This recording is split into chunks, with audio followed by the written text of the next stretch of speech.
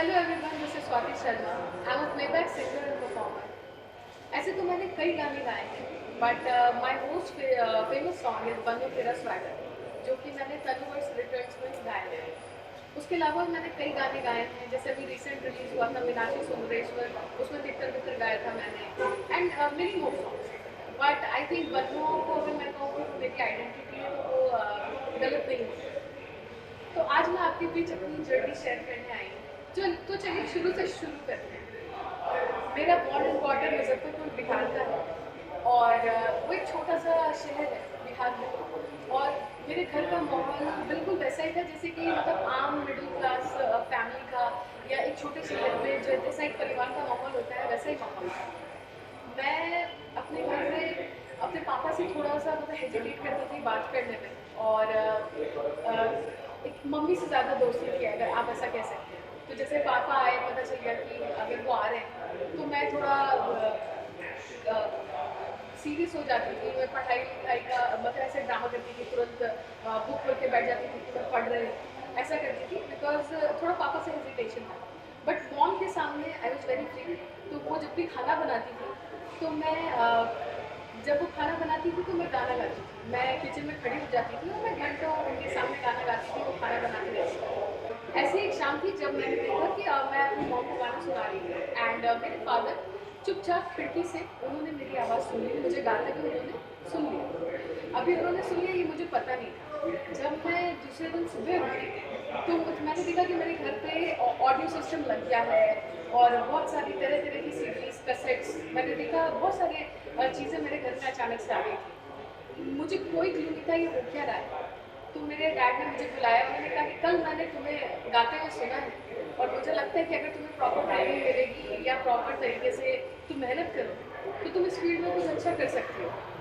मैं लाइक क्या बोल रहे हैं, क्योंकि मैंने अपनी मम्मी की तरफ लुक दिया एंड शी वाज स्माइलिंग। मुझे पता था इतना ही किया है, क्योंकि मैं तो खुद से तो उनके सामने गाऊंगी नहीं, उन्होंने सुन लिया।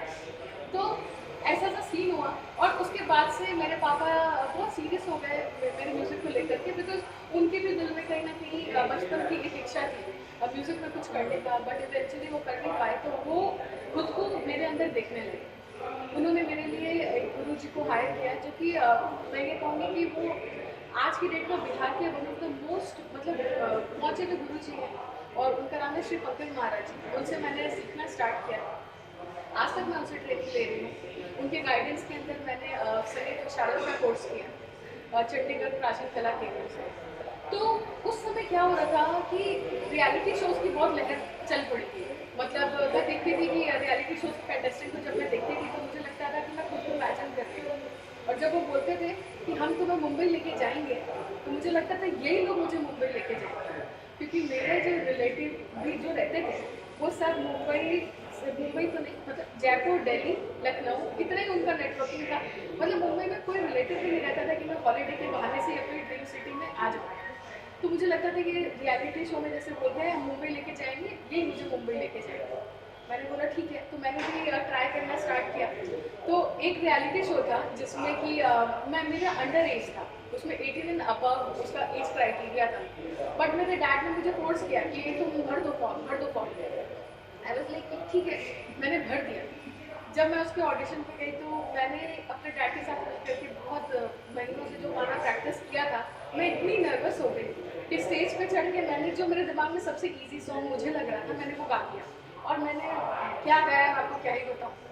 मतलब जब मैं उतर रही थी स्टेज से तो मैं बहुत ज़्यादा डिसअपॉइंटेड थी, क्योंकि मुझे पता था कि मैंने अपने डैड को बहुत डिसअपॉइंट कर दिया।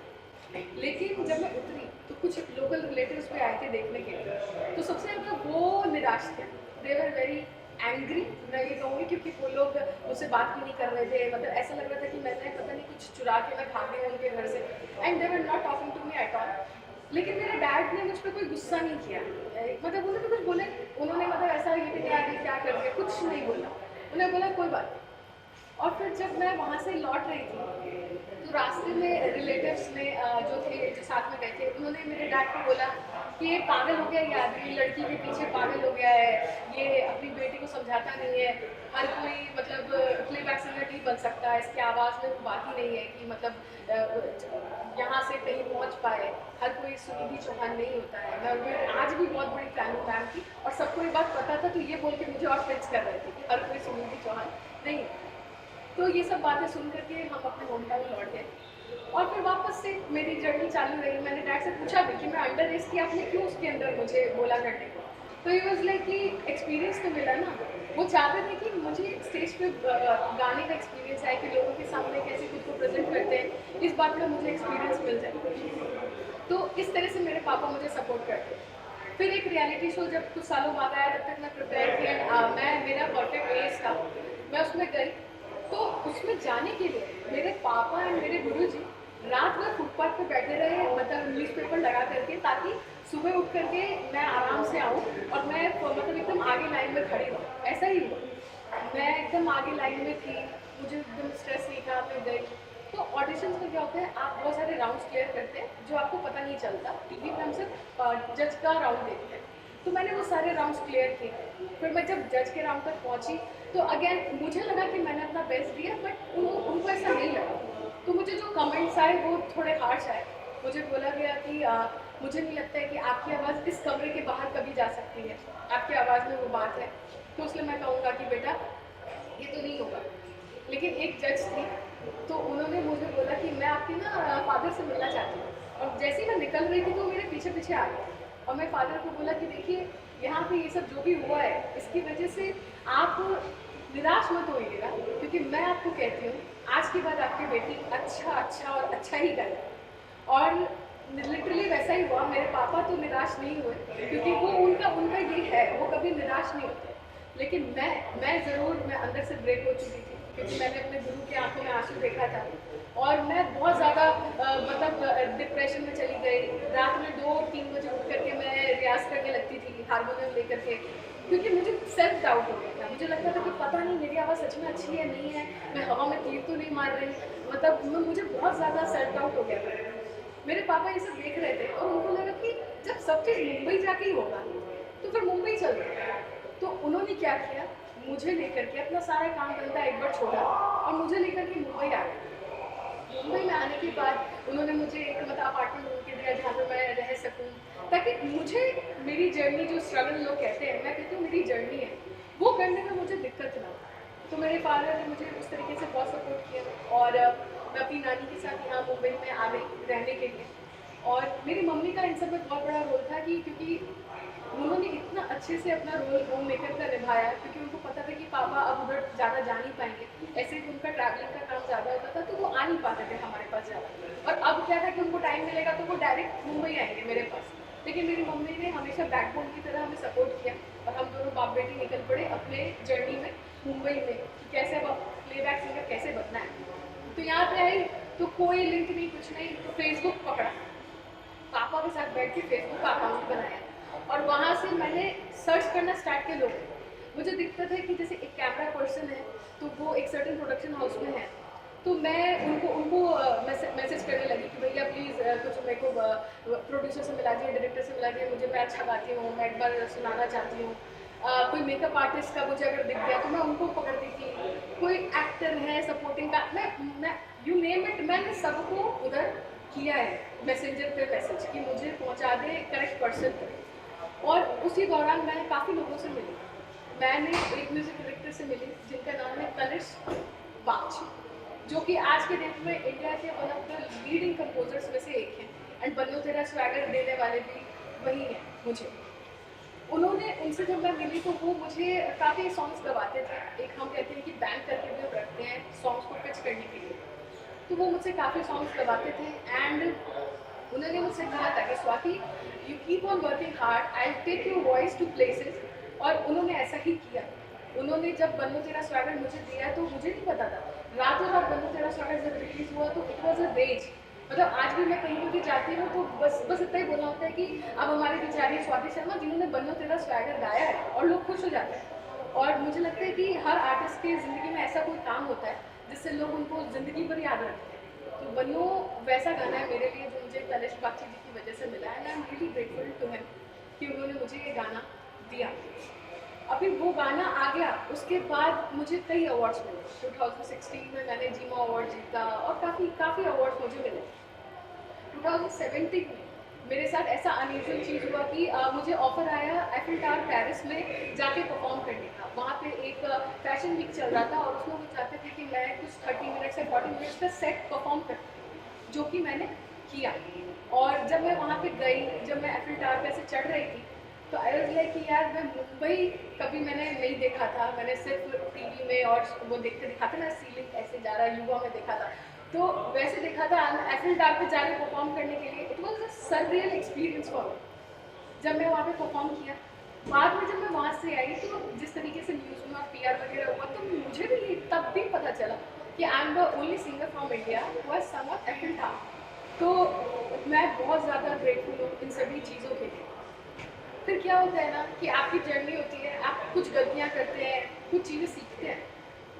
मुझे लगता है कि मेरी जो सबसे बड़ी गलती ये हुई है, जो मैं आपसे शेयर करना चाहती हूँ, कि आई थिंक लाइफ जब आपको कुछ देती है, तो आपको ना डाउट नहीं रखना चाहिए। You need to embrace it, मतलब खुली बाहों से आपको उसका स्वागत करना चाहिए। अगर आप हल्का भी डाउटफुल होगे तो वो हो जाता है। मेरे साथ क्या था, बन्नो आया, एवरी वन वॉज सेलिब्रेटिंग, मेरे पापा के आँख में लिटरली आंसू थे एंड आई वॉज, मतलब सब बहुत खुश थे, मैं भी बहुत खुश थी। लेकिन मुझे लग रहा था अब क्या, अभी क्योंकि मेरा कोई लिंक नहीं था, कुछ नहीं था। भगवान ने मुझे एक गिफ्ट दिया जो मुझे मिल गया। अब आई वाज लाइक कि अब मैं आगे कैसे करूँगी, क्या करूँगी, पता नहीं मुझे गाने मिलेंगे नहीं मिलेंगे। इतनी ज़्यादा मैं अनसर्टन हो गई कि मैं बहुत ज़्यादा एंग्शियस रहने लगी, मुझे एंग्जाइटी इशूज़ हो गए थे, मैं रात में सोती नहीं थी और आज तक वही हाल है और सुबह सोती हूँ। तो मतलब वो एक पैटर्न मेरा बदल गया। तो वो एक निगेटिविटी थी जिसकी ज़रूरत नहीं थी उस टाइम पे मेरे लाइफ में, जो मैंने अनवांटेडली मतलब उसको अट्रैक्ट किया। एक ये चीज़ है कि जब आपको, यही मैं कहती हूँ कि इट्स जर्नी, आपके अप्स भी आएंगे, आपके डाउन भी आएंगे, आपको सबको इन्जॉय करना है, तभी आप अपने मंजिल तक पहुँच सकते हो। मुझे लोगों ने मुझसे पूछते हैं कि मतलब आप एस्पायरिंग सिंगर्स को क्या बोलेंगे, तो मुझे लगता है कि मुझे ये नहीं पता कि मैं इतनी काबिल हूँ कि नहीं, बट मैं अपने जर्नी से उनको यही बता सकती हूँ कि पेशेंस इज़ द की। आप किसी भी फील्ड में जाएँ, पेशेंस इज़ द की। आप अगर ये सोचेंगे कि अच्छा इतना टाइम में मैं कर लूँगी, ऐसे नहीं होता है। कोई भी मोमेंट आपका हो सकता है, बस आपको हर दिन हर रात प्रिपेयर करना है कि जब आपको वो मौका मिले तो आप उसको छोड़े ना, आप उसको पकड़िए। और पेरेंट्स का सपोर्ट बहुत ज़रूरी होता है। जैसा कि आपने देखा मेरा जर्नी सुन के कि मेरे पेरेंट्स ने मुझे बहुत सपोर्ट किया। मेरे पापा ने अनकंडीशनल सपोर्ट किया, मेरी मॉम ने मुझे बहुत सपोर्ट किया और उनके सपोर्ट की वजह से ही आज मैं यहाँ पे खड़ी हूँ, आपसे बातें कर रही हूँ। एंड मैं अभी पीछे पलट के देखती हूँ तो मुझे यकीन भी नहीं होता है कि हाँ इतनी जर्नी मैंने कवर की है। मैं उम्मीद करूँगी कि आगे मेरे बहुत सारे गाने आएँ और आप ऐसे इंजॉय करते रहें मेरे गानों को और ऐसे मुझे प्यार मिलता रहे। अगेन मैं कहूँगी कि जर्नी चालू है मेरी और जब तक मैं ज़िंदा हूँ ये जर्नी चलती रहेगी, बिकॉज मैं गाने आई हूँ और मैं हमेशा गाते रहूँगी। And thank you so much. So this was my journey from Muzaffarpur to Paris to tennis. Thank you so much. Thank you. तो अभी मैं आपके सामने वो गाना गाती हूँ जिससे कि जैसा कि मैंने बताया जो मेरी आइडेंटिटी है। ओके। गर्म हवा दे उड़े गुब्बारे, फैमिली दे हाथ यारी, जुगली दुगली चमक चिंगारी, अरे मानसून से हल्की भारी, वार्निंग पब्लिक में जारी, आप संभालो जिम्मेदारी। बात बात कर दी है, हाथ बात मार दी है, बैठे कभी ना बैक सीट, बनो तेरा स्वैगर लागे सेक्सी, बनो तेरा स्वैगर लागे सेक्सी, बनो तेरा स्वैगर लागे sexy. Thank you so much. Thank you.